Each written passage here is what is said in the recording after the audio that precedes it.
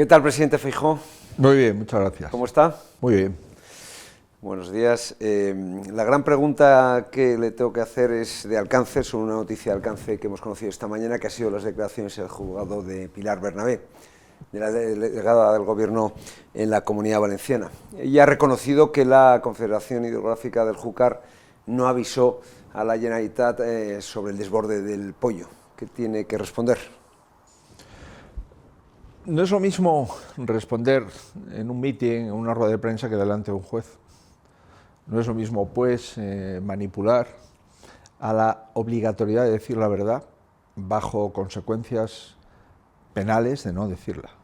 Y se confirma la tesis de la Generalitat Valenciana de que el problema aquella tarde, el problema fundamental fue que la Confederación Hidrográfica del Júcar no informó durante varias horas de un caudal semejante al de 5 veces el caudal del Ebro que bajó por el barranco del Poyo. Todas las fuerzas estaban ocupadas en la eventualidad de una ruptura de la presa de Forata. La Confederación no informa del riesgo más grave de las inundaciones que finalmente se produjeron, y eso es lo que distrajo durante varias horas los efectivos y la prioridad en defenderse de esa riada, ¿no? Bueno, al final la delegada del Gobierno parece que atestigua y que acredita que lo que decía la Generalitat Valenciana era verdad, y lo que vino a defender el Gobierno central, la propia delegación del Gobierno y la Confederación del Júcar era falso. El problema fue la falta de información, la falta de previsión, además de los problemas de ese barranco como consecuencia de la ley de la huerta del Partido Socialista de la legislatura anterior en Valencia, y además de la falta de infraestructuras y de ejecución de infraestructuras del Gobierno de España para encauzar ese barranco. En definitiva, creo que es un hecho relevante, no solamente desde el punto de vista judicial, sino desde el punto de vista político. El PSOE, la delegación del Gobierno y todos los medios de comunicación de la izquierda de este país dijeron que desde el CECOPI, y han insistido sobre ello durante semanas y semanas, decían que desde el CECOPI se estaba intentando localizar a Carlos Mazón y que Carlos Mazón no aparecía. Y hoy la señora Bernabé ha reconocido en sede judicial que nunca se trató de localizar al señor Mazón. ¿Qué cara se le queda a usted después de toda esta campaña nauseabunda contra el señor Mazón, a sabiendas de que era mentira? Hoy lo ha reconocido en sede judicial. Mira, los presidentes autonómicos normalmente no forman parte de las células de emergencia de las comunidades autónomas. ¿Usted no formaba no, parte cuando era presidente de la Xunta? he formado parte en 13 años de presidente de la Xunta de Galicia, de la central de emergencias de la Xunta de Galicia, porque eso está regulado, es un órgano administrativo, tiene su composición orgánica y los cargos que la conforman, ¿no? Por tanto, ningún presidente de comunidad autónoma, al menos que yo sepa, pero sí lo sé, el presidente de la Generalitat de Valencia, el presidente de Galicia, no forman parte de esas células de emergencias en la que conforman personal y altos cargos de la Administración General del Estado, altos cargos de la comunidad autónoma, y los altos cargos, pues lógicamente toman decisiones en base a los informes técnicos de los directores y subdirectores de Protección Civil. Quien sí faltaba en el CECOPI era la directora general de Protección Civil del Estado, porque era la máxima responsable, dado que estábamos ante un supuesto de emergencia nacional. ¿Y ella tenía que haber entrado por videoconferencia o cómo? Ella tenía que asumir el mando. Porque ya está en Madrid. En mi opinión, en ese momento el Gobierno de España, cuando parece ser se reúne a las 10 o 11 de la noche de aquel día, tenían que haber asumido el mando en ese instante y declarar emergencia nacional, porque se daban todos los supuestos que exige la ley para declarar emergencia nacional. El Gobierno de España debería de asumir ese mando, desplegar la UME, desplegar las fuerzas y cuerpos de seguridad y saber cuál es la trascendencia de los hechos que se iban a producir y que se estaban produciendo en tiempo real. ¿Y qué ocurrió? Lo que ocurrió es que al día siguiente de esas riadas, la directora general de Protección Civil del Estado coge un avión y se va, creo recordar, que a Brasil. El secretario de Estado de Medio Ambiente... Estaba en Brasil, ¿no? Estaba creo que en Cali. En Colombia, es verdad, sí. Y la vicepresidenta responsable de la Confederación Hidrográfica y de la Agencia Meteorológica estaba en París. Por tanto, ningún alto cargo del Gobierno de España estaba cumpliendo su deber. Y lo que es más grave, no lo han cumplido todavía a fecha de hoy. Y es que nunca aceptaron la responsabilidad de la dirección de los trabajos de recuperación, ni nunca aceptaron la gestión inmediata de los efectos de la dana, de los efectos de la riada. Y añado, y no han trasladado un solo euro a la Generalitat Valenciana para financiar las infraestructuras destruidas por la dana. Me refiero a los centros de salud, a los colegios, a los centros sociales, a las carreteras de competencia de la Generalitat. Por tanto, a efectos del Gobierno de España, la Generalitat de Valencia no ha sufrido ningún daño. Comprenderá usted que eso es un comportamiento de una enorme irresponsabilidad. Es incompatible ser presidente del Gobierno de España y no haber declarado una emergencia nacional ante el hecho de la mayor catástrofe medioambiental que ha tenido la península ibérica desde el terremoto de Lisboa, que ha sido la dana valenciana, afectando a 800.000 personas y dejando sin casas a miles de personas, con 227 fallecidos. Usted le pidió al señor Mazón que instase la declaración de la emergencia nacional por parte del Gobierno de España. Sí, yo estuve en el CECOPI antes de que llegase el señor Sánchez, viendo lo que allí había, y después de haber gestionado algunos problemas en Galicia, como por ejemplo la muerte del accidente, las muertes del accidente del AVE o del Albia en la entrada de Santiago, viendo cómo gestionamos también el Prestige, aquel hundimiento del buque con toneladas de queroseno y otras sustancias que se arrojaron a las costas gallegas, entendí claramente que estamos ante un supuesto de una enorme envergadura, muy superior al Prestige, ¿no? Le dije que, en mi opinión, debería de solicitar la emergencia nacional, pero es verdad que la emergencia nacional no es necesario que la solicite un presidente ni en la delegación del Gobierno, que es lo que dice la ley. Podrán solicitar. Lo que no se puede es no cumplimentar las competencias propias, que es lo que ha hecho el presidente del Gobierno.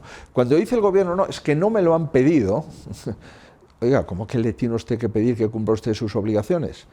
El señor Mazón lo que me refirió es que él entendía que el Gobierno iba a cumplir sus obligaciones, no tenía por qué recordárselas el presidente de la comunidad autónoma, pero ya le digo, sí, yo vi aquello claro desde el principio. Esto es una emergencia nacional, se dan todos los supuestos de la Ley de Protección Civil y espero que el presidente del Gobierno, cuando llegue al CECOPI, declare la emergencia nacional, cosa que no hizo. Después de la confesión de la señora Bernabé, después de confesar que todo lo que ha dicho era un bulo, ¿el señor Mazón tiene que dimitir? Mire, yo creo que lo que ha pasado en Valencia, insisto, necesita explicaciones. No vamos a poder devolverle la vida a las personas fallecidas, pero sí tenemos que devolver la verdad de los hechos, la verdad de lo que ocurrió y la responsabilidad de lo que ha ocurrido a los familiares, al pueblo valenciano en su conjunto y, por supuesto, también a la nación. El señor Mazón, ¿qué fue lo que ha hecho? Lo primero que hizo fue asumir las competencias del Estado, porque el Estado se negó a asumir su responsabilidad. Segundo, compareció en las Cortes Valencianas.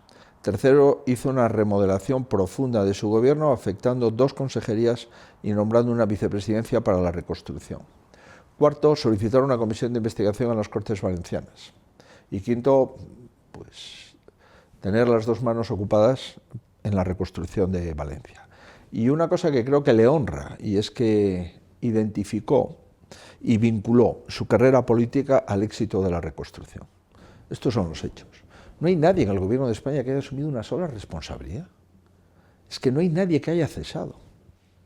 No hay ningún mando. Bueno, la vicepresidenta Rivera la hicieron comisaria. Sí, efectivamente, no. Lo que ha ocurrido es que las personas directamente responsables pues las han ascendido. A la vicepresidenta y ministra de Medio Ambiente y Transición Ecológica la proponen de vicepresidenta de la Comisión y a la delegada del Gobierno la premian con un puesto en la Ejecutiva Federal del Partido Socialista, ¿no? Bueno, esto es una forma distinta entre la gestión del Partido Popular, la asunción de responsabilidades del Partido Popular y los ascensos en el escalafón político del Partido Socialista, ¿no? Por tanto, dejemos que las cosas fluyan, dejemos que los acontecimientos se vayan aclarando. Y honradamente creo que el presidente de la Generalitat sabe que su carrera política depende del éxito de la reconstrucción, así lo ha dicho, y para mí es muy importante aceptar, primero, que ninguna de las 2 administraciones estuvieron a la altura de lo que se pedía de ellas en ese momento. Y segundo, que necesitamos conocer la verdad. ¿Pero quién estuvo menos a la altura? No, se lo he dicho antes, es decir, hay una primera administración responsable y una segunda administración subsidiaria o responsable en segundo lugar. La primera está claro, lo que dice la ley, y la ley lo que dice es cuando se producen daños que afectan a un conjunto de la población o que afectan a varias comunidades autónomas o que requieren la intervención de fuerzas y cuerpos de seguridad del Estado, y se dan todos los casos, porque la Dana afectó con muertos en Castilla-La Mancha, en Letún, un pueblo de 900 habitantes con 7 fallecidos. Afectó a Aragón, afectó a Cataluña, afectó a Andalucía y, por supuesto, afectó a Valencia. Se dan todos los supuestos que estamos ante una emergencia nacional. Y en la emergencia nacional, automáticamente el mando lo tiene que asumir el Gobierno de España. Y aquella frase de que si necesitan algo, pídanlo. Oiga, esa es la explicitación de la falta de responsabilidad del primer ministro español. Es que no es posible. No, eso es una chulería, ¿no? Más bien. Es que usted imagínese escuchar al canciller de Alemania diciendo que si un acontecimiento de este tipo que ha afectado a varios Länder con resultado de muerte en 2 de ellos, que si quieren algo el presidente Länder que me lo pidan. Oiga, y todavía faltará por aclarar qué pasó con la UME.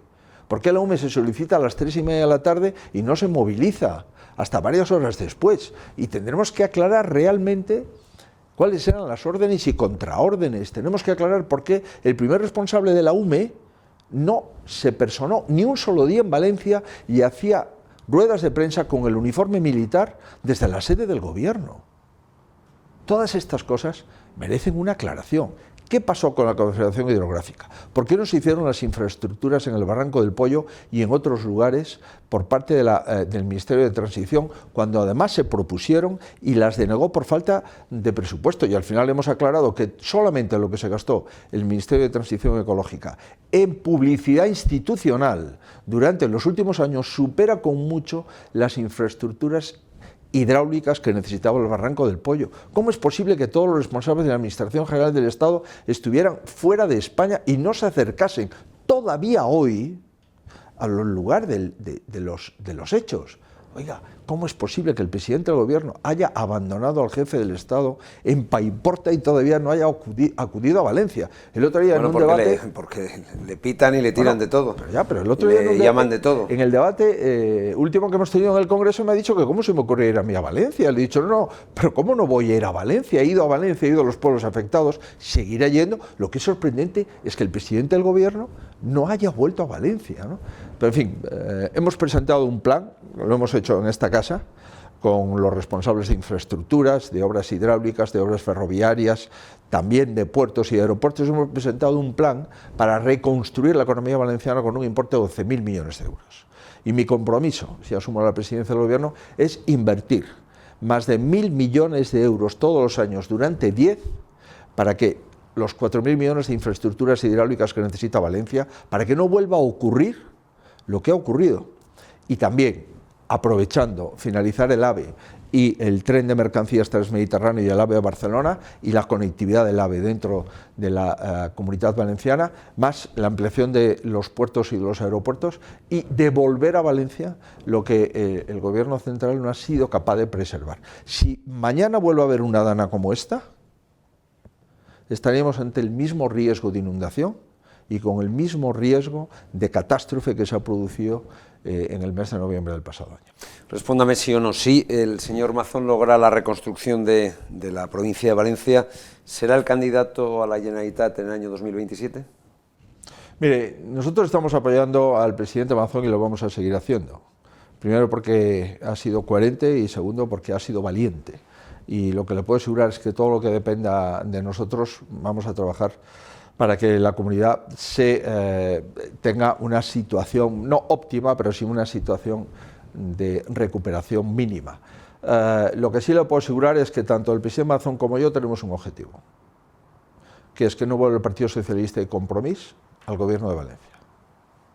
Y mediremos puntualmente cómo está la opinión pública en Valencia y adoptaremos la decisión oportuna. Si creemos que vamos a ser capaces de reeditar el Gobierno por supuesto, trabajaremos en esa candidatura y si creemos, por el contrario, que es necesario reforzarla, pues trabajaremos en el otro plan de reforzamiento de la candidatura.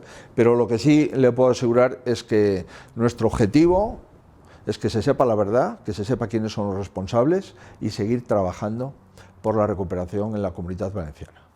Vayamos al proceloso, amplio catálogo de corruptelas del Gobierno de España y empecemos por el señor Ábalos. ¿Qué opina de que se pague con dinero público las prostitutas de un ministro del Gobierno de España? Pues mire, yo no recuerdo un supuesto como ese en los 46... Bueno, yo no lo recuerdo en la política internacional, no sé, a lo mejor en algún país bananero. Puede ser, pero fíjese, es que esto no ha ocurrido nunca en nuestro país, o al menos no ha ocurrido con esta intensidad que conocemos ahora, ¿no? Yo creo que desde la época de Roldán, aquel director general de la Guardia Civil, que había cobrado comisiones y que se había fugado, etcétera, que conllevó la dimisión de 2 ministros de Interior, no había ocurrido una cosa como esta en España. El nivel de, digamos, de chapuza, el nivel de amoralidad, de utilizar el dinero público en 2 ministerios, no solo en uno, el Ministerio de Transporte, Sineco, Ministerio de Agricultura, Transatec. El señor Planas se ha ido de rositas de momento. Más en la información que tenía el actual ministro de Transformación Digital, el señor Óscar López, como presidente de Paradores. Al Parador vamos ahora. Después, sí. Más la información que tiene el señor Óscar Puente como ministro de Transportes, que parece ser que todo lo que ha hecho la señora Jessica es que acudía a su trabajo con normalidad, a pesar de que ella ha dicho que nunca había ido, ¿no? En fin, este es el número 2 del Partido Socialista. Es que de lo que estamos hablando aquí no es de un ministro, es del número 2 del Partido Socialista, es de la persona más importante en la que se ha apoyado Sánchez para ganar aquellas primarias y ser secretario general del Partido Socialista. Pero es que además el destino ha querido que fuese el que presentó la moción de censura contra el presidente Rajoy, acusándole de falta de decoro y de corrupción al Partido Popular. Por tanto, no tiene precedentes, insisto, un caso de mayor fariseísmo político que el que hemos vivido con el señor Ábalos, pero yo no diría el señor Ábalos, esto es un pack del señor Ábalos y del señor Sánchez. Esto no lo hace el señor Ábalos solamente, esto lo hace porque es la persona que abre todas las puertas del partido y del gobierno y la persona de confianza extrema del presidente Sánchez. Y luego, respecto a la prostitución, he de precisarle que el señor Roldán tenía costumbre de ir con prostitutas, salieron unas fotos célebres en el año 94-95 en Interview, pero el señor Roldán se las pagaba de su propio bolsillo, era dinero corrupto procedente de comisiones, pero no las colocaba en puestos, en trabajos públicos, ¿no? En fin, no las colocaba en ningún ministerio. ¿Qué le parece el hecho de que el señor Ábalos coloque a las prostitutas con las cuales tiene relaciones en cargos de empresas públicas?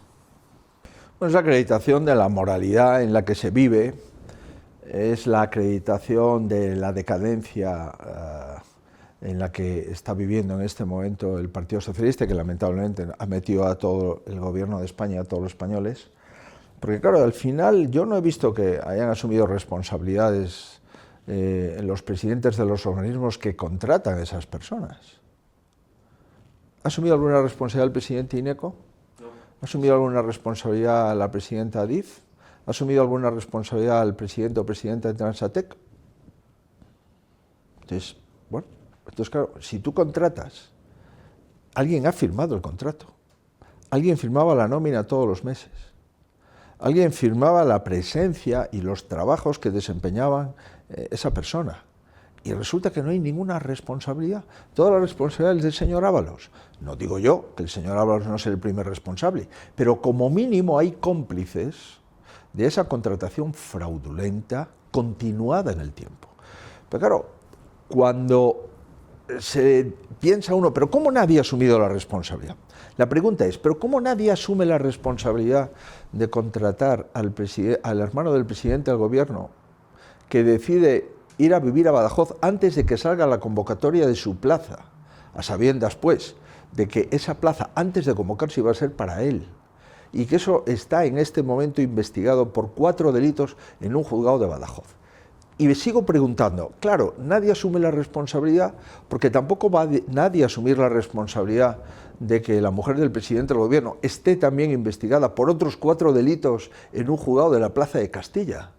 Por tanto, claro, nadie asume la responsabilidad porque todos los caminos confluyen y confluyen al vértice de la responsabilidad política, que es el presidente del gobierno.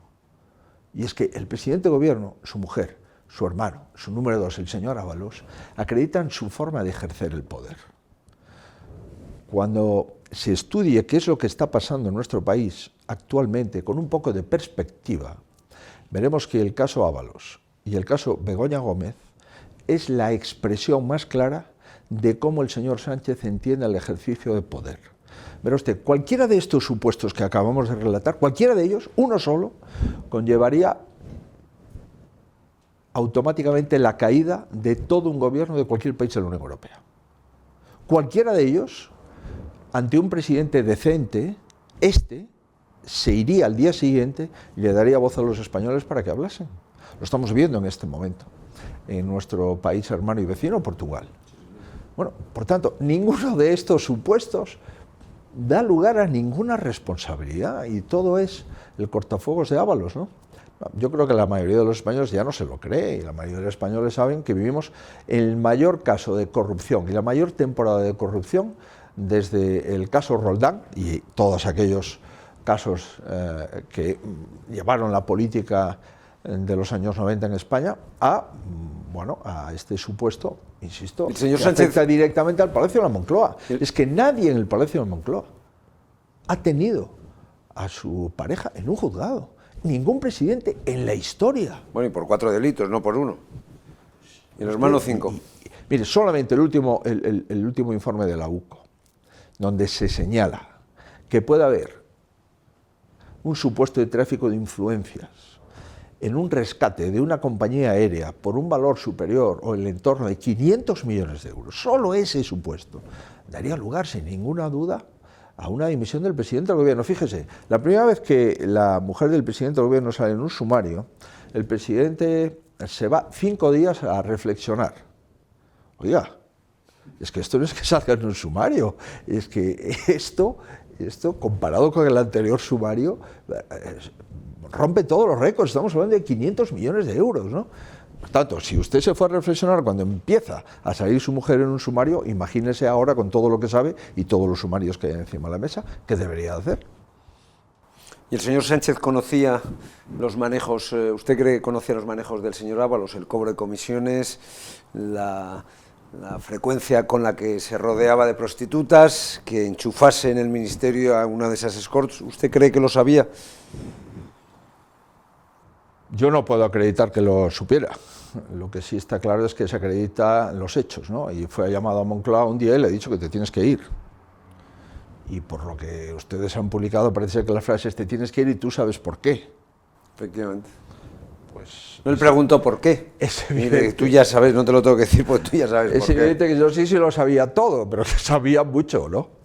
Claro, si un ministro del gobierno de España pues monta unas juergas con desperfectos de mobiliario en la red de paradores nacionales, comprenderá usted que el presidente de Paradores, primero el director del parador, pues dice, oiga, ¿pero qué ha pasado en esta habitación? O habitaciones, ¿no? Eso automáticamente sube a la cadena de mando y el presidente de Paradores lo tiene que saber. El presidente de Paradores, posteriormente, es el jefe de gabinete del presidente del gobierno y ministro en la actualidad. ¿Ustedes van a pedir explicaciones a Paradores acerca de quién pagó esos desperfectos?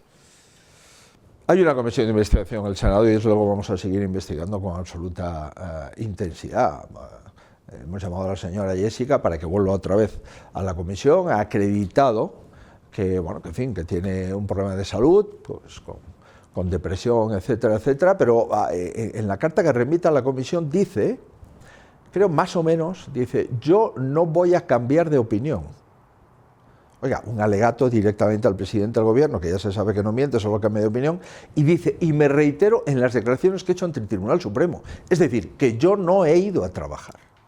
Por tanto, viene a desmentir lo que han dicho los ministros y altos cargos del Gobierno de España, que dijeron que sí, que trabajaba y que reportaba bueno, si la interesada dice que no ha ido a trabajar, será que no ha ido a trabajar, digo yo, ¿no? Pues es tirarse piedras sobre su propio tejado. Pero, insisto, en el Parador de Teruel hubo desperfectos serios en varias habitaciones, no solo en una, según la versión que nosotros tenemos. Ustedes van a pedir cuentas porque, en fin, eso, ¿quién lo ha abonado? Yo creo que porque debería no sé, si cuentas. yo voy a un hotel y me comporto como si fuera un Rolling Stone o un Punky y destrozo la habitación, pues luego tendré que pagar los desperfectos, ¿no? Esas cuentas las debería de oficio trasladar la red de paradores. Es una empresa pública, está pagada con nuestros impuestos.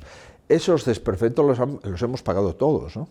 Pero por supuesto que como esto no nos hemos enterado por la UCO, por la Guardia Civil, de lo que pasaba en los paradores y por lo tanto con omisión de información del ministro de Transformación Digital, es evidente que pediremos explicaciones detalladas. Los paradores se han enterado por lo que diario, porque la UCO mucho no había dicho al respecto. Bueno, ahora está en un sumario, ¿no? Lo de los paradores que yo sepa no, pero bueno, en cualquier caso. Pues yo juraría que sí. Pero sí le rogaría como contribuyente que pidan explicaciones a paradores, pues ustedes tienen los canales Nos hemos administrativos. Hace pocos días, pero la Comisión de Investigación sigue adelante y por supuesto pediremos explicaciones porque es nuestro deber. Yo creo que deberían de darlos ellos de oficio, pero como me temo que no, pediremos las explicaciones correspondientes, claro que sí. Después del informe de la UCO, ¿usted piensa que el señor Sánchez y su mujer, Begoña Gómez, han cobrado comisiones ilegales? ¿O siquiera lo intuye? Yo no... Pero entre mi partido y el Partido Socialista hay una gran diferencia, ¿no? Y yo, si tengo claro, pero yo no quiero ser como el señor Sánchez. Yo no voy a acusar, como acusó él, al presidente Rajoy y a todo el Partido Popular de un partido corrupto cuando quedó claro en una sentencia del Supremo que aquella frase de responsable de título lucrativo, que no significa lo que el señor Sánchez intentaba trasladar, pues ha quedado anulada por el Tribunal Supremo. Yo voy a ser muy respetuoso con los sumarios y con la investigación judicial. Lo que sí le digo es que políticamente el señor Sánchez debería haber dimitido hace tiempo. Y cada paso, cada información, cada informe de la UCO acredita que el señor Sánchez tiene un problema muy serio. Y es, si quiere mantener la dignidad de la institución de la presidencia del Gobierno de España, no puede seguir ocupando la presidencia del Gobierno de España. Porque esto, para un país como el nuestro, la cuarta economía del euro, una de las democracias más consolidadas del mundo, un país que es referencia pues para todo un continente como es Hispanoamérica, el primer ministro español no puede verse envuelto en los mayores casos de corrupción que afectan a su familia, hermano o mujer, que afectan a su gobierno, el número 2 de su partido, al señor Ábalos, y que afecta todavía a más personas que están por ahí o que pueden acudir a piezas separadas de los sumarios. En definitiva, estamos en pleno conocimiento de lo que ha ocurrido en nuestro país con el visto bueno, implícito o explícito del presidente del gobierno. Yo no sé si hay alguien que ha cobrado. Lo que sí digo es que hacer favores gratis es una cosa extraña, pero yo no sé, ni puedo acreditar si alguien ha cobrado algo. Lo que sí puedo acreditar es que una persona que no podía matricularse en un curso que dirigía, tenía subvenciones de la empresa que finalmente fue rescatada, y esas subvenciones se cobraban antes del rescate. Y eso no es una crítica, es una crónica de lo que ocurre. Me refiero, lógicamente, a la cátedra de la señora Begoña Gómez. Lo que sí sé, y se está empezando a concretar, es que ese rescate tuvo una vía expeditiva y una vía rápida para conseguir centenares de millones de euros antes que otras compañías. Y lo que sí sé es que había una relación directa o indirecta en la que estaba también el señor Aldama, que no la negó, sino que al contrario, la clarificó, de una comunicación entre la compañía, el señor Aldama y la mujer del presidente del gobierno. Por consiguiente, todos estos hechos que están siendo objeto de investigación, pues sabremos cuál es el contenido y alcance y la intensidad de los mismos. Y esto es incompatible con el ejercicio de la presidencia del gobierno. Insisto, es incompatible. Jamás un presidente del gobierno se vio envuelto con su familia directa en un supuesto como este. ¿Y No hay precedentes. ¿Begoña Gómez es una persona honrada? Mira, a mí no me corresponde hacer esa valoración. Lo que sí le digo es que... Le imputan prevaricación, corrupción en los negocios, sí, tráfico de influencias... Yo lo que sí digo es que políticamente el marido de la señora Begoña Gómez no puede seguir siendo el presidente del gobierno. Si hay responsabilidad penal, si dudamos de la honorabilidad de la señora Begoña Gómez, todo esto es importante, pero no es determinante. Aquí de lo que estamos hablando es de que el presidente del gobierno conoce actuaciones irregulares, veremos con qué intensidad, que afectan a su familia, a su partido y a su gobierno. Las tapó.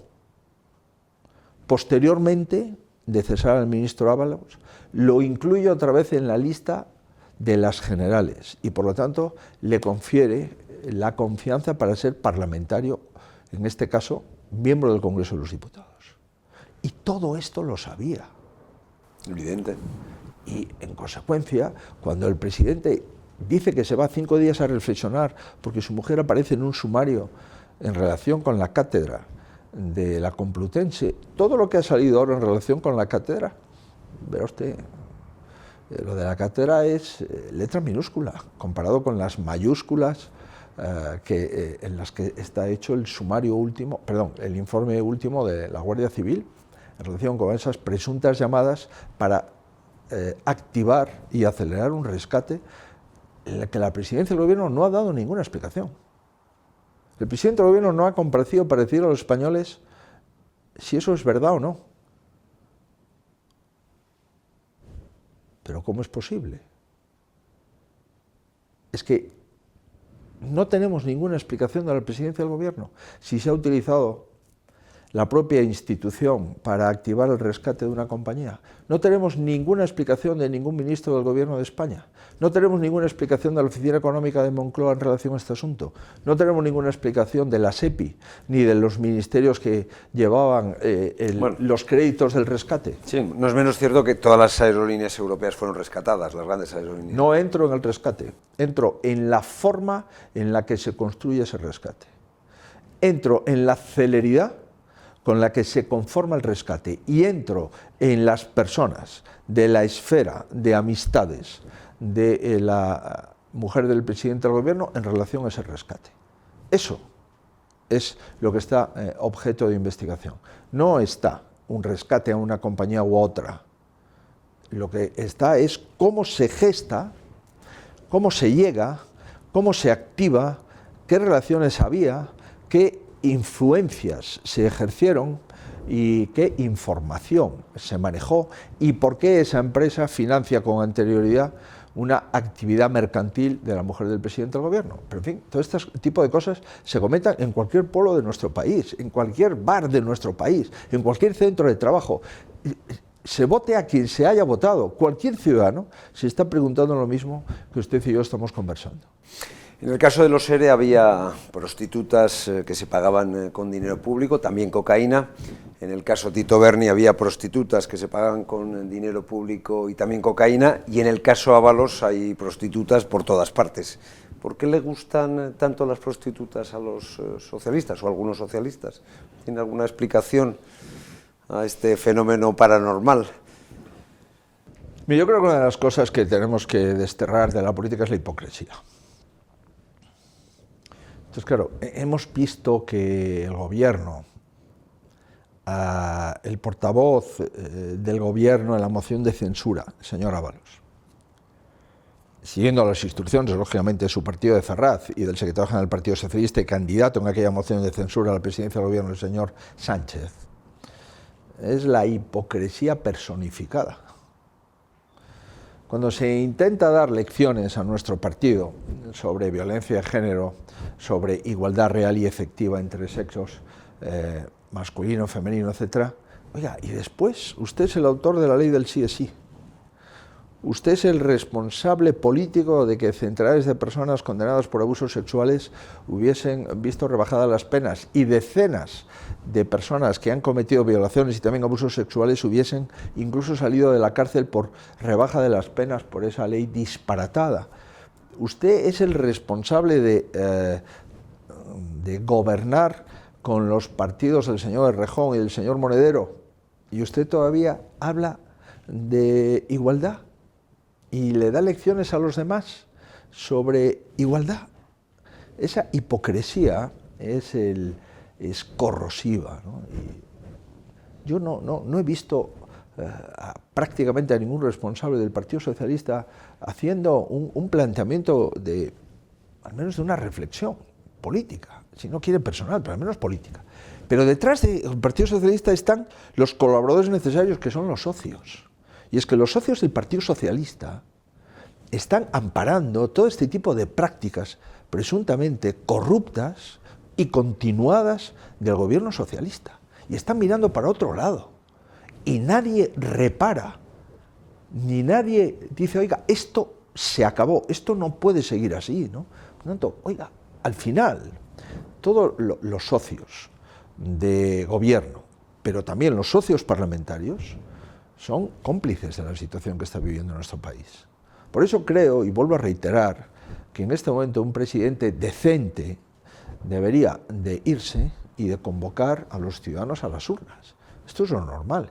Pero si el presidente no lo hace, los socios que tienen la llave de la legislatura deberían de salir en rueda de prensa y decir, se acabó el apoyo al gobierno, entendemos que estamos en un supuesto claro de pérdida de confianza del gobierno y por lo tanto procede dar la palabra a los españoles. ¿Está invitando usted a Junts a que le ayuden a presentar una moción de censura? Mire, yo no estoy invitando a Junts, estoy invitando a Junts, estoy invitando al PNV. Bueno, el PNV yo creo que está perdido para la causa de la normalidad democrática y de la ética. No se olvide que los votos del PNV fueron los que sacaron al señor Rajoy del gobierno. Sí, pues eso lo digo. En esta casa no lo olvidamos. Y comparado aquello con esto, comprenderá usted que aquí había tema para hacer una moción de censura cada semana. Bueno, y hace año y medio le podían haber dado la presidencia del gobierno a usted y no se la dieron. También. Pero digo, estamos hablando de todo, estamos hablando de Compromís, estamos hablando del Bloque Nacionalista Galego, estamos hablando de Esquerra Republicana de Cataluña, estamos hablando de Izquierda Unida, estamos hablando de toda la coalición de partidos que conforman lo que se llama Sumar, estamos hablando de Podemos, estamos hablando de todos, de todos. Todos tienen una relación de complicidad con la situación de corrupción política que está viviendo España. Y yo espero que los electores tomen buena nota y que no se olviden en el momento en el que seamos llamados a las urnas. Si usted tiene en sus manos plantear una moción de censura, ¿qué haría al día siguiente? ¿Conformar gobierno o convocar elecciones generales? Pues mire, lo que me comprometiese en el discurso de esa moción de censura. Si yo tengo apoyos para una moción de censura, y lo he dicho, si tuviese apoyos, la presentaría. No los tengo. Y no los tengo porque los socios están consiguiendo del Estado lo que ni soñaban poder obtener. Y no los tengo porque los socios viven mucho mejor con una situación de España sin gobierno que con una España con un gobierno sólido, ¿no? Por tanto, es simplemente un supuesto hipotético de este.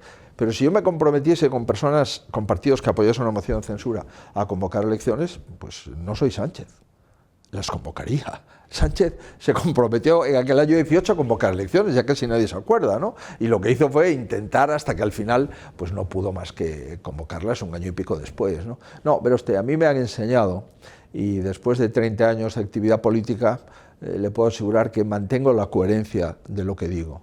Por tanto, ¿en este momento hay causa para unas elecciones en España? Sin duda. Si fuésemos alemanes, si fuésemos franceses, italianos, si fuésemos austriacos, bueno, pues estaríamos ante un supuesto pues, simplemente de disolución de las Cortes y llamar a los ciudadanos a las urnas. Esto es lo normal de cualquier país sensato, ¿no?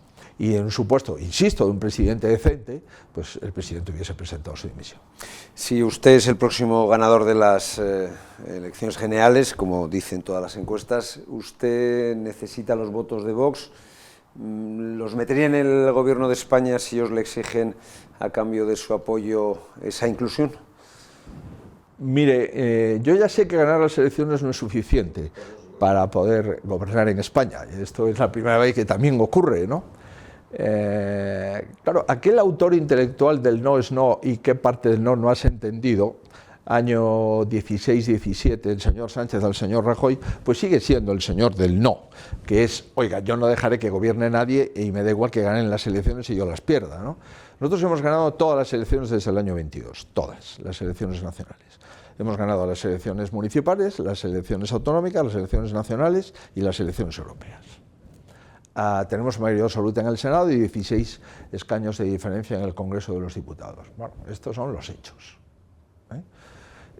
Si vuelve a haber elecciones, yo creo que la decadencia en la que vive la política española tiene que dar paso a una época de solvencia, de honestidad y de limpieza. Y eso solamente lo vamos a conseguir con un cambio político. La única esperanza que tiene España es un cambio político y este vendrá de una gran victoria del Partido Popular. Y para eso trabajo todos los días.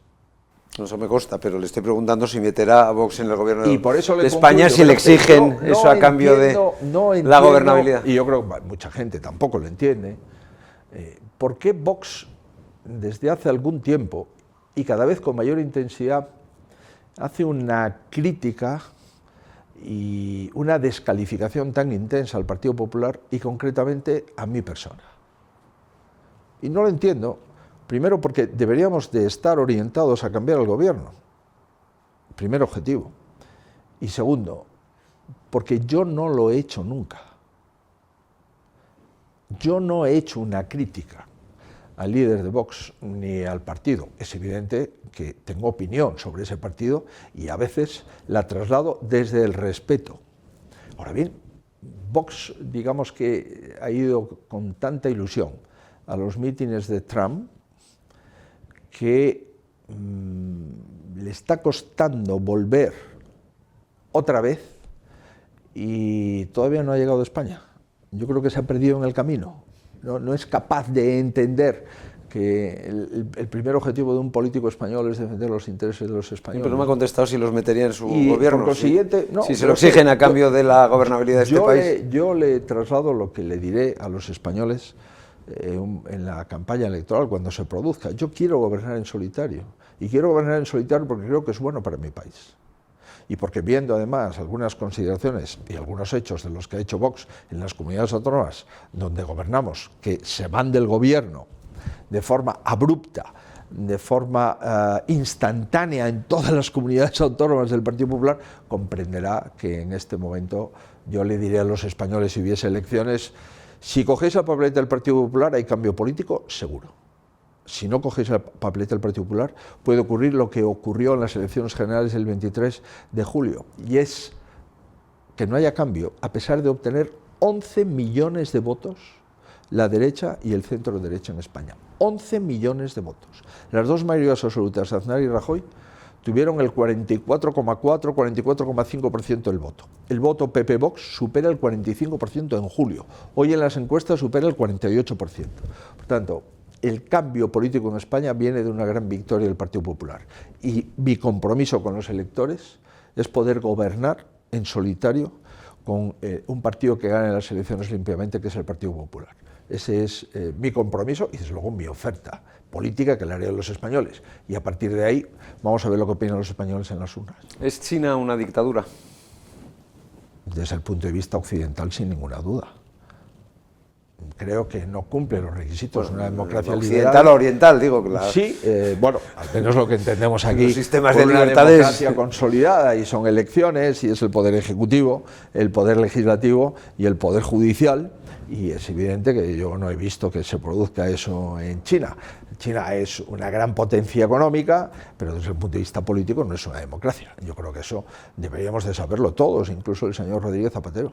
¿Y qué le parece que el señor Sánchez se eche en brazos del dictador Xi Jinping y olvide la tradicional alianza de España con los Estados Unidos? En fin, que abjure de ella y se eche en manos de una dictadura que, no podemos olvidarlo, dicta más penas de muerte que ninguna otra nación en el mundo.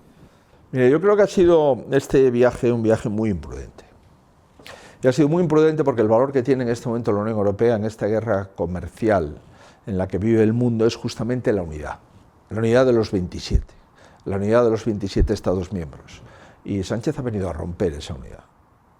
Por tanto, ese viaje en plena guerra arancelaria es de una enorme imprudencia. Además, en plena situación de incumplimiento de los compromisos de España en gasto militar, en defensa, es decir, en la OTAN, cuando OTAN acaba de referir a China como un lugar de riesgo para los países de la OTAN, pues hay una doble irresponsabilidad. El viaje del señor Sánchez ha sido irresponsable ante la Unión Europea y ante la OTAN. No estoy diciendo yo que no tengamos que tener relaciones económicas con China. Lo que estoy diciendo es que en este momento histórico, en este momento político que estamos viviendo, el viaje del señor Sánchez es doblemente inoportuno, tanto con la Unión Europea como con la OTAN. Y me parece que es un grave error. Y no me parece además que sea leal. El último viaje del señor Sánchez vino a trasladar a las autoridades chinas que estaban en contra de los aranceles a los coches eléctricos fabricados en China, en contra del criterio de la Unión Europea. Y no contento con esto, se vuelve ahora a insistir, en plena guerra arancelaria, visitar a China y parece que quiere, en fin, ser el embajador de los intereses de China en la Unión Europea, y me parece que eso es una enorme irresponsabilidad. ¿Usted cree que el señor Zapatero tiene intereses inconfesables en China o con el régimen chino? Ve usted que tiene intereses, hay poca duda. Si son confesables o no, no lo sé. Pero que el señor Zapatero está actuando de facto como el ministro de Asuntos Exteriores hacia China, hacia Venezuela y hacia otros... ¿Pero de China o de España? Bueno, eso es una buena pregunta. Pero lo que sí le digo es que es inconcebible que el expresidente del gobierno de un país pues vaya a preparar los viajes del presidente del gobierno. Y lo que es inconcebible es que desautorice a todo la diplomacia española y el Ministerio de Asuntos Exteriores, ¿no? Y que es inconcebible que España siga y diga lo que diga Zapatero en China y en Venezuela en relación a nuestra relación bilateral con esos dos países, ¿no? En fin, algún día nos enteraremos cuál es el interés del señor Zapatero en China y en Venezuela y en algunos otros lugares del mundo.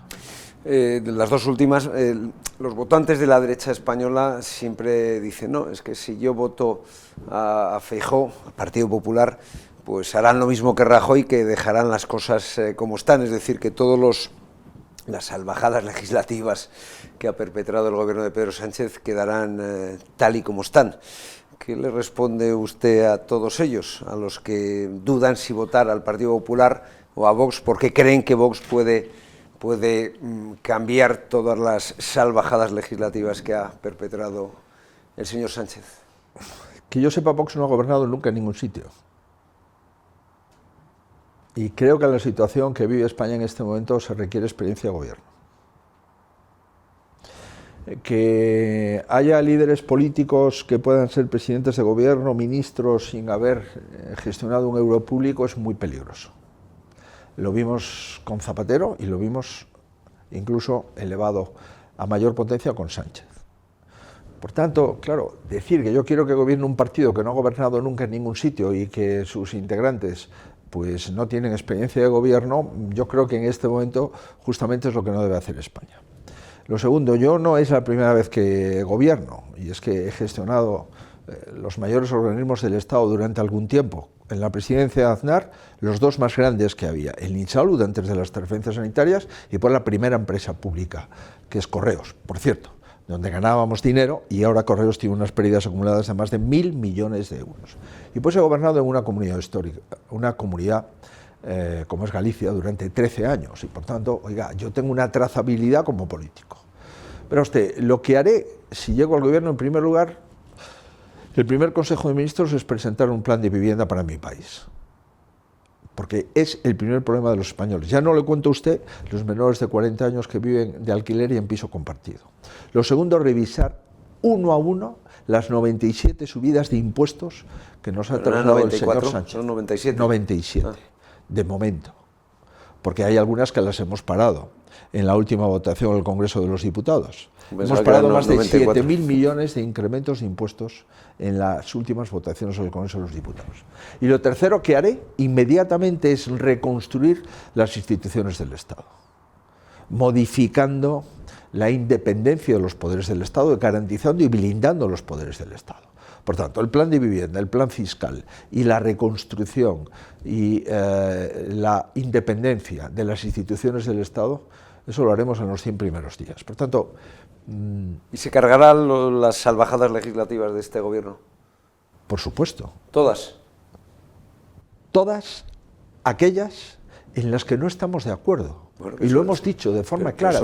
Prácticamente el 100%, señor Feijóo. Pues, pero usted, mire, yo he ido a Hermoa, por cierto, con el señor Aznar, al poco de aprobarse la última llamada Ley de Memoria Democrática, y me comprometí a derogar la Ley de Memoria Democrática.